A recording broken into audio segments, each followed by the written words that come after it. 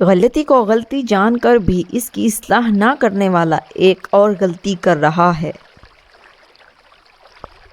جب رب راضی ہونے لگتا ہے تو بندے کو اپنے عیبوں کا پتہ چلنا شروع ہو جاتا ہے اور یہی اس کی رحمت کی پہلی نشانی ہوتی ہے۔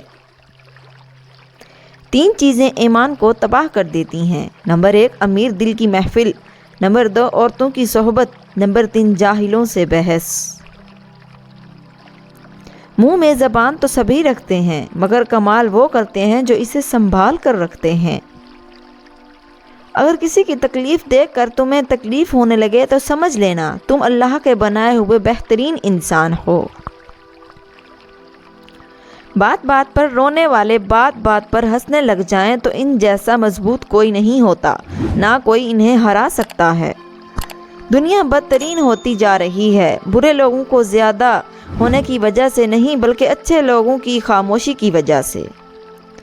وقت اور دولت 2 چیزیں ہیں جو انسان کے اختیار میں نہیں۔ وقت انسان کو مجبور اور دولت مغرور بنا دیتی ہے۔ سب سے پہلے عبادت یہ ہے کہ انسان مصیبت میں صبر کر کے اللہ پاک سے مدد کا منتظر رہے۔ کامیابی حوصلوں سے ملتی ہے، حوصلے دوستوں سے ملتے ہیں، دوست مقدروں سے ملتے ہیں اور مقدر انسان خود بناتا ہے۔ جو شخص تمہارا غصہ برداشت کر لے اور ثابت قدم رہے تو وہ تمہارا سچا دوست ہے۔ 100 دوستوں سے بہتر وہ ایک دشمن ہے جو دل میں نفرت تو رکھتا ہے لیکن منافقت نہیں رکھتا۔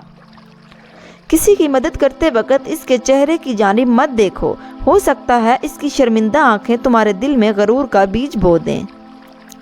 3 رشتے بے نقاب ہو جاتے ہیں۔ نمبر 1 بڑھاپے میں اولاد، نمبر 2 مصیبت میں دوست، نمبر 3 غربت میں بیوی۔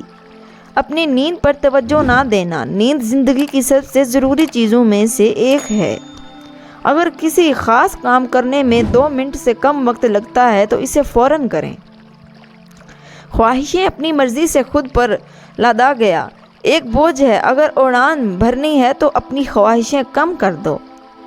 لوگ تمہیں برباد کرنے کی لاکھ کوشش کریں گے لیکن یاد رکھنا عزت اور ذلت صرف اللہ کے ہاتھ میں ہے۔ آپ اس چیز کے لیے ہاں نہ کریں جس کا فائدہ بالکل نہ ہو۔ اگر آپ چیزوں کو نظر انداز کرنے کے ماہر نہیں ہیں تو آپ زندگی میں بہت کچھ کھوئیں گے۔ سب سے پہلے اپنا ذہنی سکون۔ آپ زندگی میں چاہے جو کچھ مرضی کر لیں، آپ اس دنیا کو کبھی بھی مطمئن نہیں کر سکتے۔